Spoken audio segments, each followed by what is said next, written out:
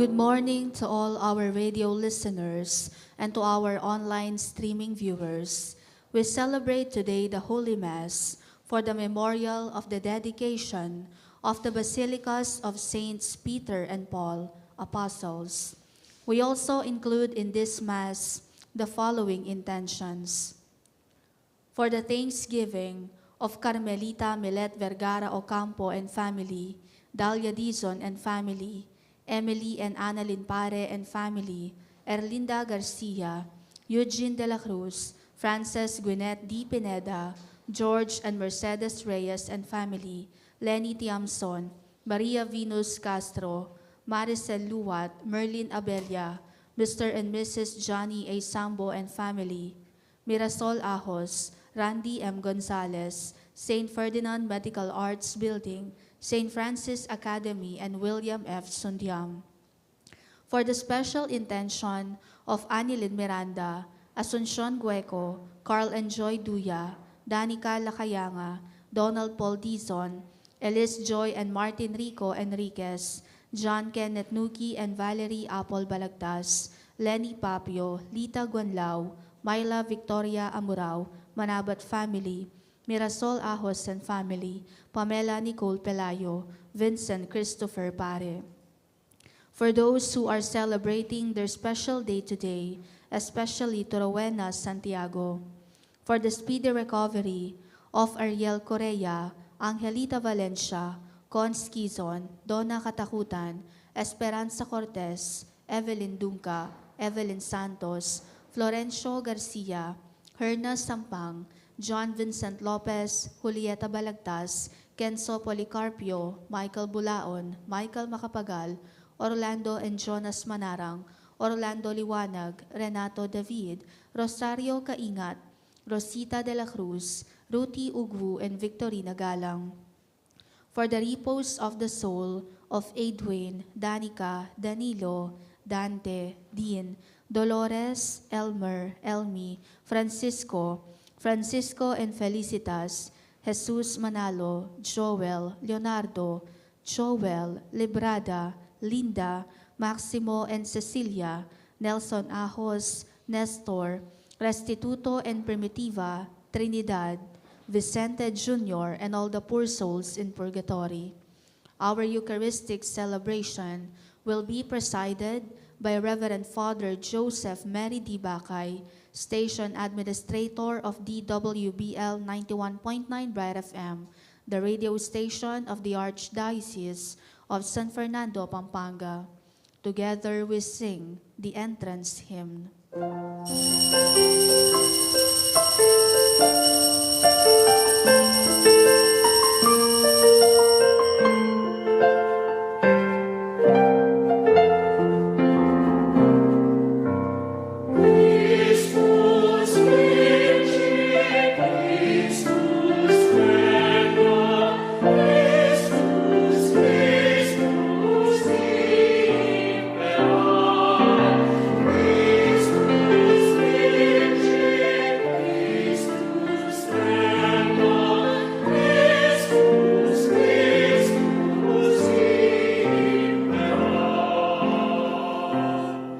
Of the Father, and of the Son, and of the Holy Spirit. Amen. The grace and peace of God our Father and our Lord Jesus Christ and the communion of the Holy Spirit be with you all. And with your spirit. Good morning, my dear brothers and sisters. Good morning, Father. We join the whole Universal Church today in celebrating the memorial of the dedication of the Basilicas of Saints Peter and Paul, the Apostles of the Lord.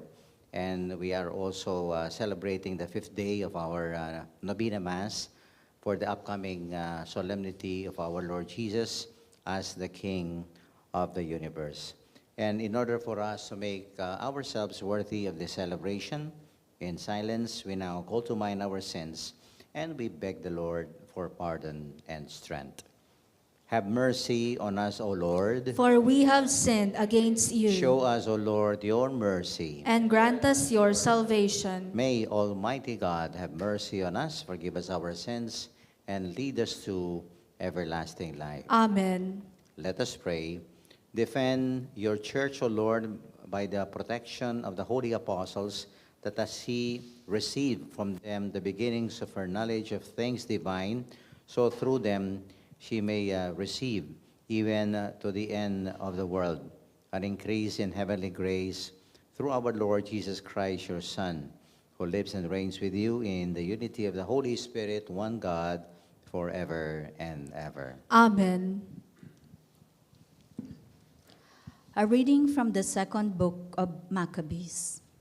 Eleazar, one of the foremost scribes, a man of advanced age and noble appearance, was being forced to open his mouth to eat pork. But preferring a glorious death to a life of defilement, he spat out the meat and went forward of his own accord to the instrument of torture. As people ought to do who have the courage to reject the food which it is unlawful to taste, even for love of life. Those in charge of that unlawful ritual meal took the man aside privately, because of their long acquaintance with him, and urged him to bring meat of his own providing, such as he could legitimately eat, and to pretend to be eating some of the meat of the sacrifice prescribed by the king. In this way, he would escape the death penalty and be treated kindly because of their old friendship with him. But Eleazar made up his mind in a noble manner, worthy of his years, the dignity of his advanced age, the merited distinction of his gray hair, and of the admirable life he had lived from childhood. And so, he declared that above all, he would be loyal to the holy laws given by God.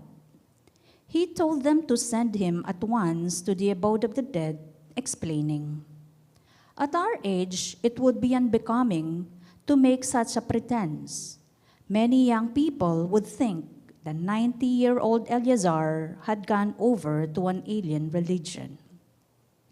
Should I thus pretend for the sake of a brief moment of life?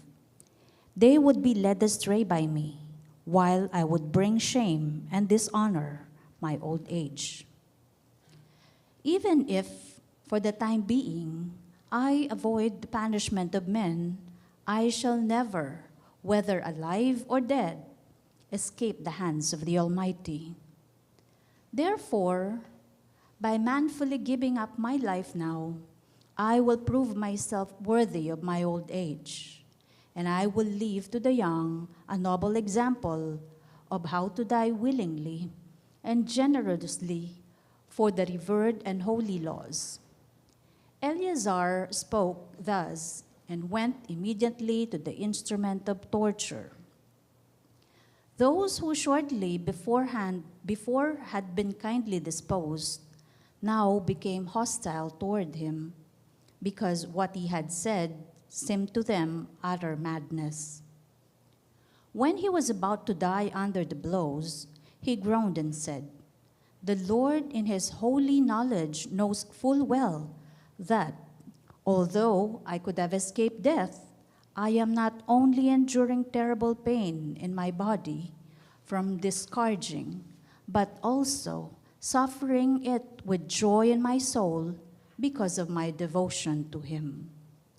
This is how he died, living in his death, a model of courage and unforgettable example of virtue, not only for the young, but for the whole nation.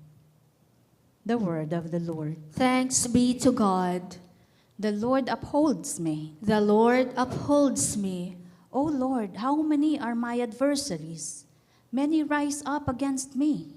Many are saying of me, "There is no salvation for him in God." The Lord upholds me. But you, O Lord, are my shield, my glory. You lift up my head when I call out to the Lord. He answers me from his holy mountain. The Lord upholds me. When I lie down and sleep, I wake again, for the Lord sustains me.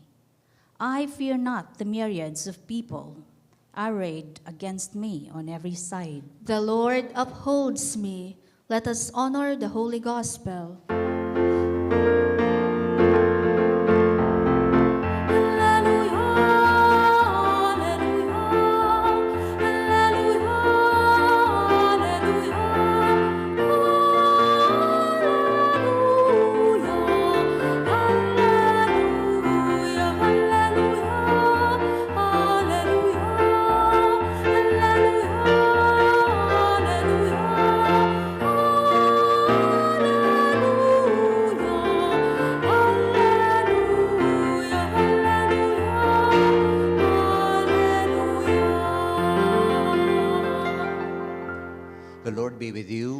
ready your spirit. A proclamation from the Holy Gospel according to St. Luke. Glory to you, O Lord.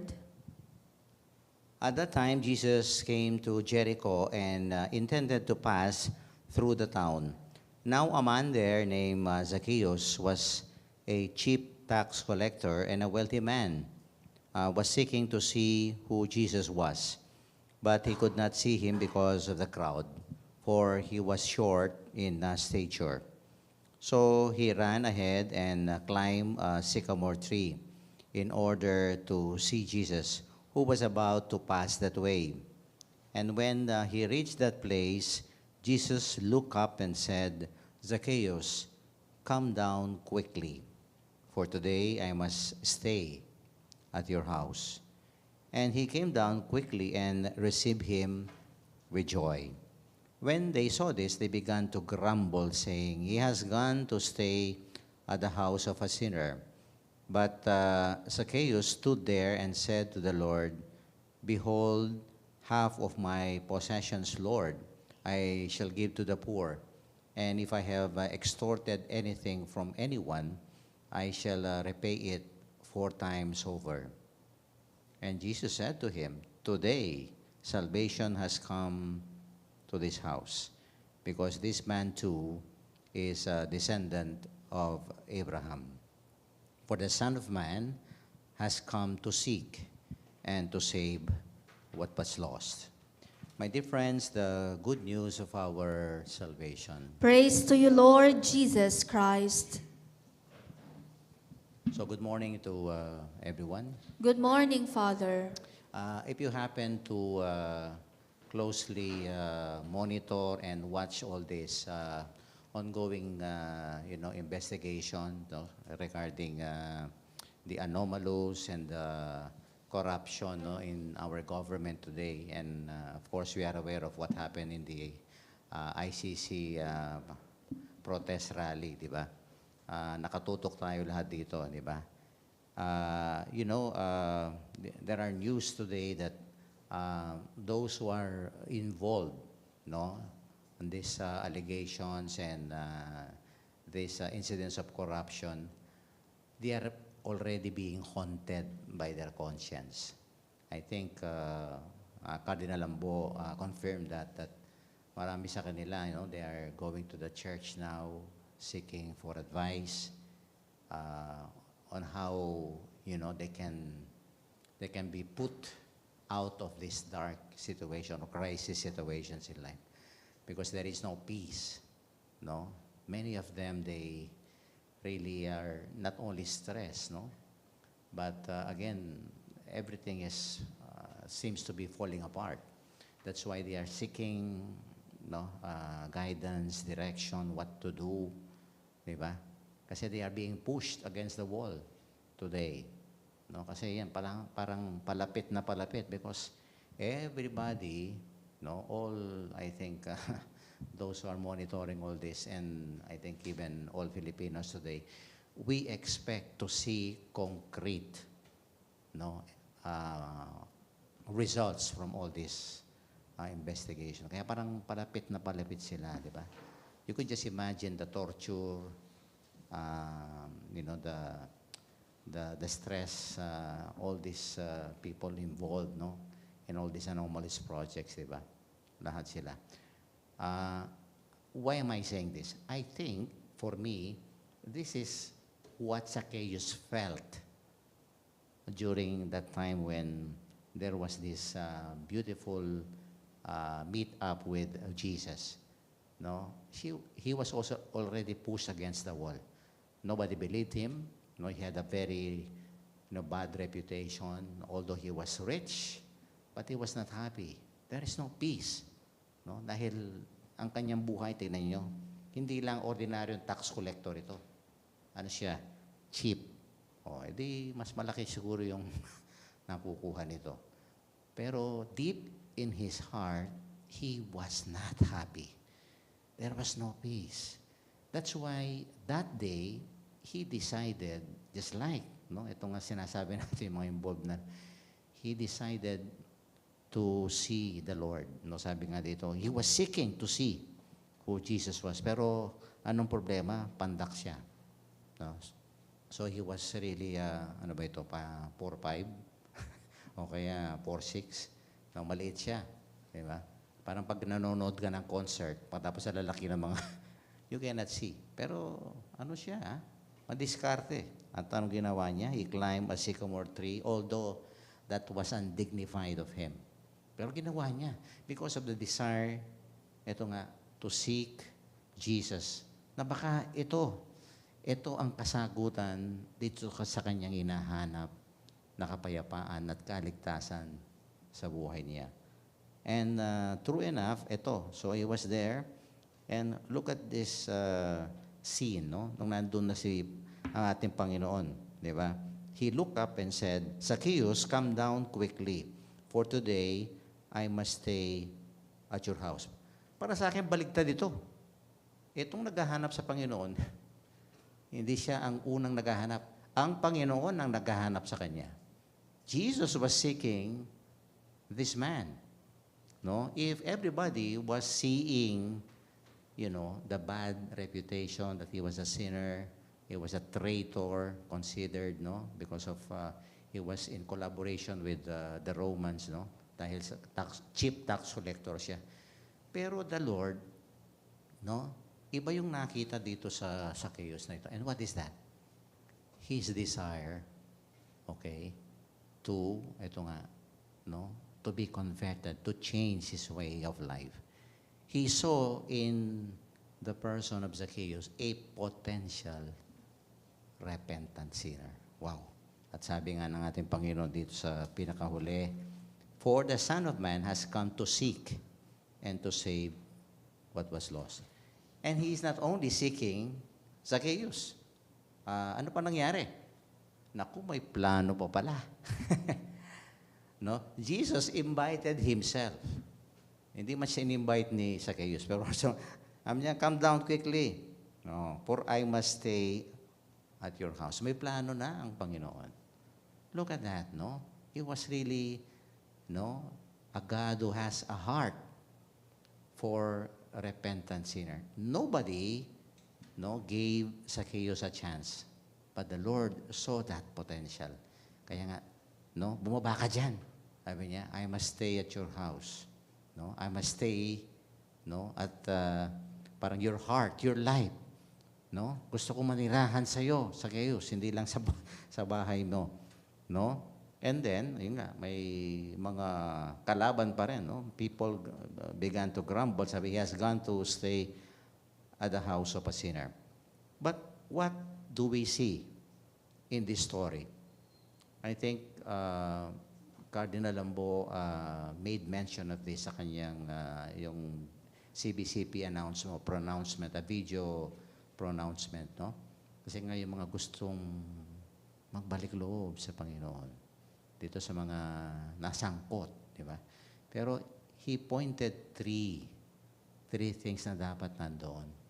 And what are these? Unang-una, sabi niya, dapat aminin. Tanggapin natin.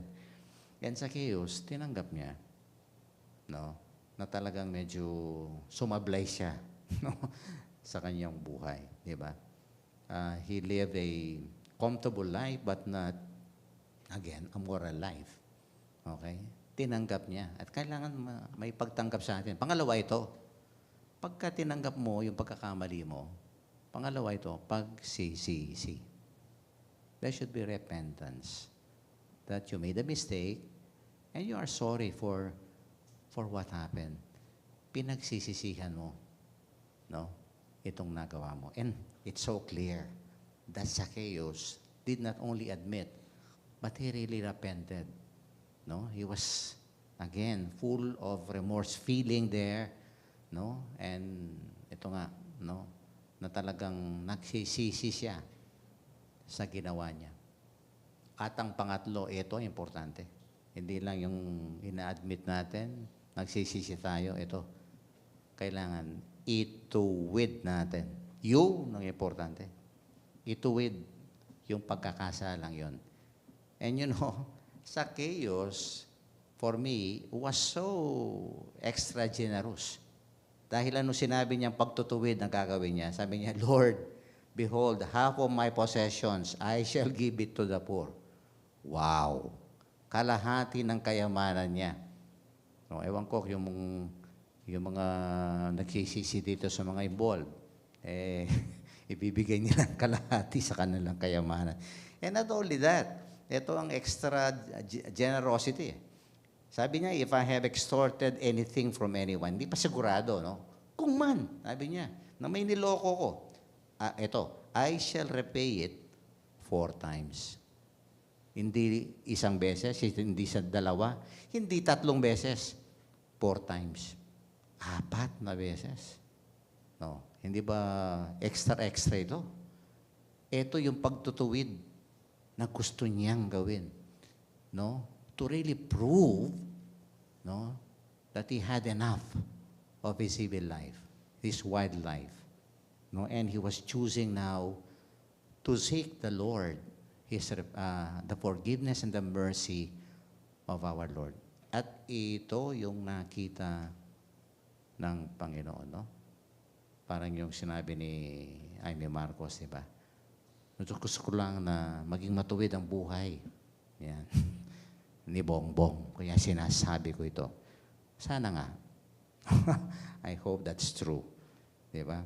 At ano sinabi ng Panginoon? Dahil inadmit niya, pinagsisihan niya, at ito, itutuwid niya. Sobra-sobra pa. Over. Mega. Ano sabi ng Panginoon? Today, salvation has come to this house because this man too is a descendant of Abraham. Ito yung formula ng kaligtasan sa atin. We are all sinners. And I think today we are celebrating this dedication of the Basilica of 2 great saints or apostles, di ba? Saints Peter and Paul. They are also great sinners. No? Kanina nga pauwi kami dito, sabi nga ni Father Arnie, there is no, i-quote, no? Pero ito kino-quote namin. There is no saint who has no past. And there is no sinner who has no future. Saint Paul, Saint Peter, here, Zacchaeus. Silang lahat. At tayong lahat. No? May pinagdadaanan tayo. Pero ang importante, eto nga, hindi natin unang hinanap ang Panginoon. Siya ang naghahanap sa atin. Siya ang may plano, no, para baguhin tayo. At sana yung ginawa ni Zacchaeus at sinabi nga ni Cardinal, no, kung talagang gusto natin magbago, admitin ang ating tanggapin, pagsisihan, at lalong-lalo na ituwid natin ang pagkakamali. And salvation will come not only to our hearts, not to our house, but to our hearts and life. Let this be our reflection for today, and may we imitate the example and the conversions of Saints Peter and Paul, and of course, in our gospel today, the conversion of Zacchaeus. That if we want salvation to come to us, we admit, we repent, and we make reparations for our sins. Amen. Please stand. The conversion of Zacchaeus to Christ's way of justice continues to inspire people today. And let our prayer be, Lord, hear us. Kindly repeat. Lord, hear us. May Pope Leo, successor of Saint Peter and missionary after the heart of Saint Paul, receive abundant blessings today as Rome celebrates the anniversary of the dedications of the Basilica of Saint Peter at the Vatican and the Basilica of Saint Paul outside the walls. Let us pray to the Lord. Lord, hear us. May those who in their business dealings cheat others learn how to act with justice and receive the grace to make restitution for their past sins. Let us pray to the Lord. Lord, hear us. May we all rejoice in the salvation with which Christ has graced our lives, the world, and our homes. Let us pray to the Lord. Lord, hear us. May the senior members of the Church be inspired by Eleazar and be determined to show good example in all things to the young. Let us pray to the Lord. Lord, hear us. May the ceasefire between Palestine and Israel grow stronger, the war between Russia and Ukraine come to an end, the displacement and violence affecting Sudan cease, all the cruelty endured by the people of Myanmar's give way to harmony. Let us pray to the Lord. Lord, hear us. May the Lord accept our thanksgiving and our personal intentions, the intentions of all our radio listeners and online streaming viewers, the intentions being sent in the different programs of our radio, the special intentions of the radio station of our Archdiocese, and that all the faithful departed, especially from our parish, community, and families, may enter the heavenly Jerusalem. Let us pray to the Lord. Lord, hear us. Heavenly God, give us the grace to act with justice, to speak truth from our hearts and not slander with our tongue, through Christ our Lord. Amen.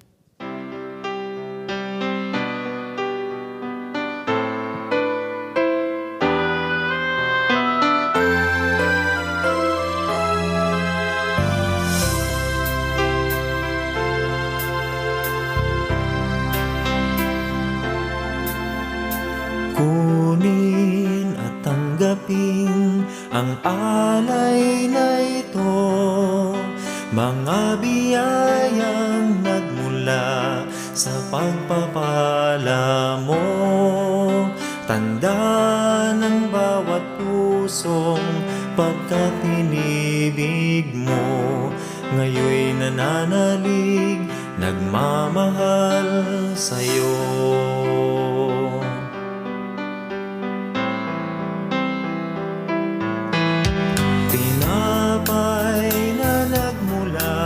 Sa butil ng trigo, pagkaing nagbibigay ng buhay mo, at alak na nagmula sa isang tangkay na ubas, inuming nagbibigay. Pray, brethren, that our sacrifice may be made acceptable to God, the Almighty Father. May the Lord accept the sacrifice at your hands for the praise and glory of his name, for our good and the good of all his holy church. As we bring you these offerings of our service, we beseech you, Lord, your mercy, that the truth handed down to us by the ministry of the apostles Peter and Paul may endure undefiled in our hearts through Christ our Lord. Amen. The Lord be with you. And with your spirit, Lift up your hearts. we lift them up to the Lord. Let us give thanks to the Lord our God. It is right and just. It is truly right and just, our duty and our salvation always and everywhere to give you thanks. Lord, Holy Father, Almighty and eternal God, through Christ our Lord.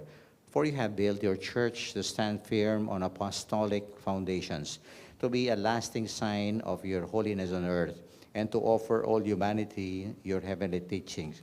Therefore now, for all ages unending, with all the hosts of angels, we sing to you with all our hearts, crying out as we acclaim.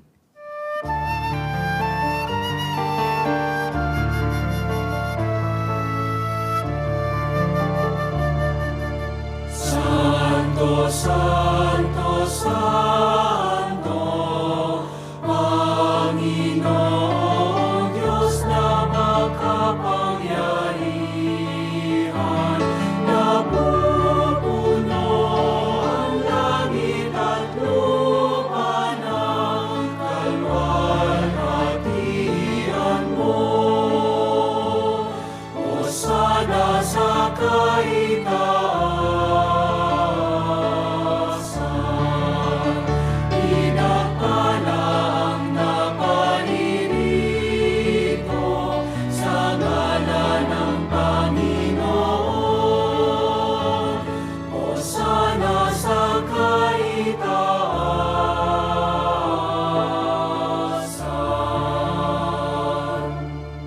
You are indeed holy, O Lord, the fount of all holiness. Make holy, therefore, these gifts, we pray, by sending down your Spirit upon them like the dewfall, so that they may become for us the body and the blood of our Lord Jesus Christ. At the time he was betrayed and entered willingly into his passion, he took bread and giving thanks, broke it, gave it to his disciples, saying, "Take this, all of you, and eat of it, for this is my body which will be given up for you."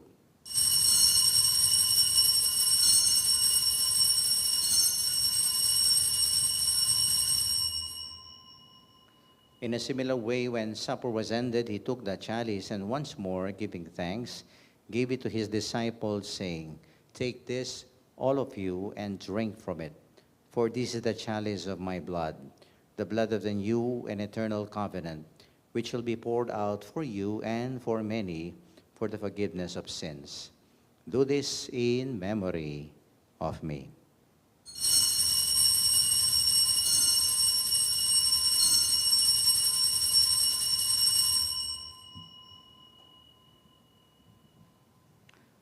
The mystery of faith.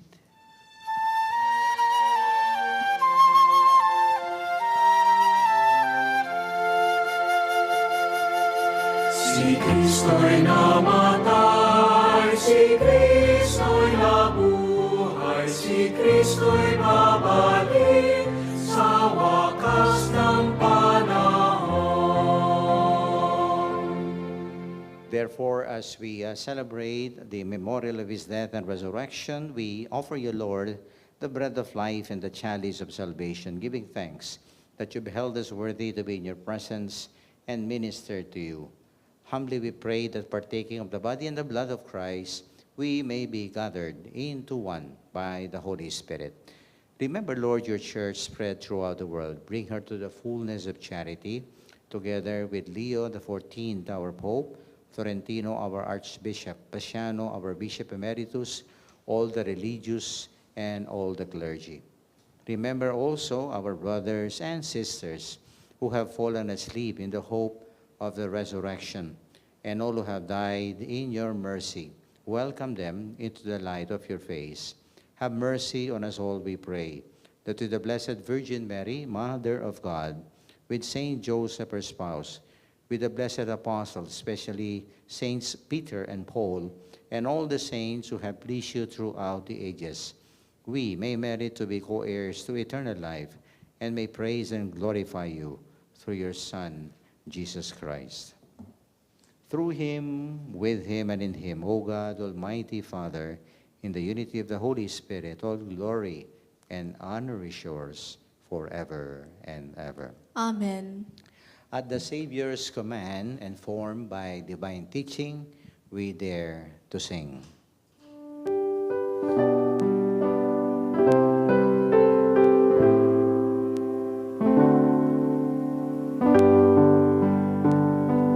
Ama namin, sumasalangit ka, sambahin ang ngalan mo, mapasa amin ang kaharian mo,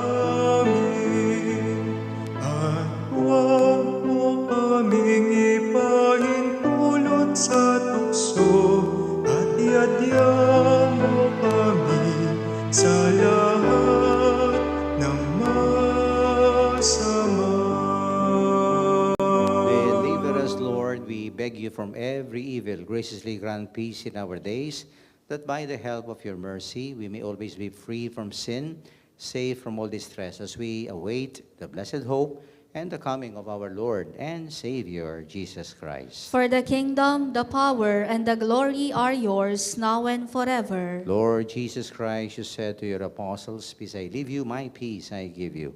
Look not on our sins, but on the faith of your church, and graciously grant her peace and unity in accordance with your will, you who live and reign forever and ever." Amen. The love and the peace of the Lord be with you all. And with your We spirit. now offer each other the sign of peace.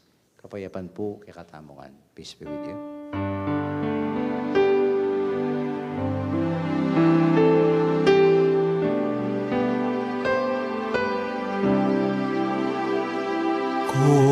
Kordero ng Diyos na nag-aalis ng mga kasalanan ng sanlibutan, maawa ka sa amin, maawa ka sa amin. Kordero ng Diyos na nag-aalis ng mga kasalanan ng sanlibutan, maawa ka sa amin, maawa ka sa amin. Kordero ng Diyos na nag-aalis ng mga kasalanan ng sanlibutan, ipagkaloob mo sa amin ang kapayapaan.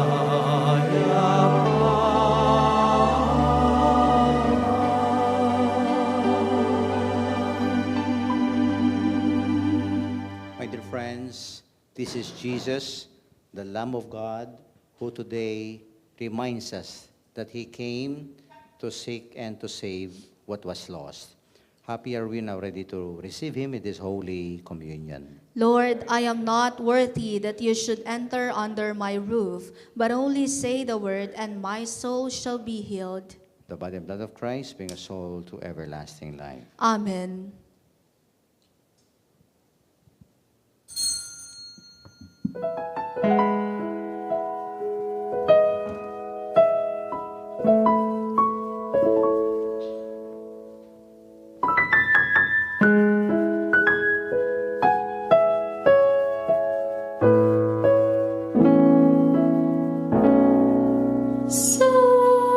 Salamat, Kinusan.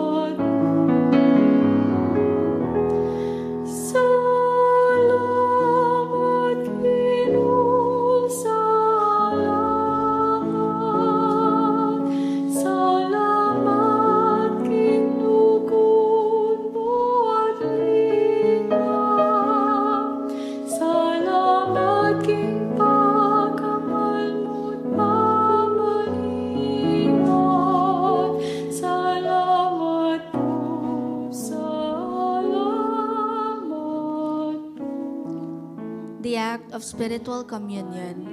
My Jesus, I believe that you are present in the most holy sacrament.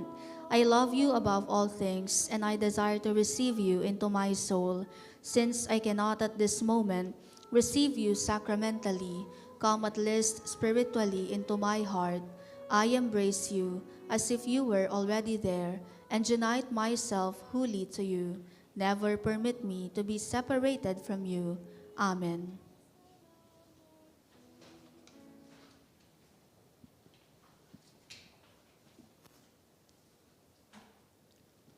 Let us pray. May your people, we pray, O Lord, nourished by the bread of heaven, rejoice in commemorating the apostles Peter and Paul, for it is through your gift that we are governed under their patronage, through Christ our Lord. Amen. The Lord be with you, And with your spirit. and may Almighty God bless and keep you, the Father, the Son, and the Holy Spirit. Amen. The Eucharist has been offered. Go now in peace, glorifying the Lord by your lives. Thanks be to God.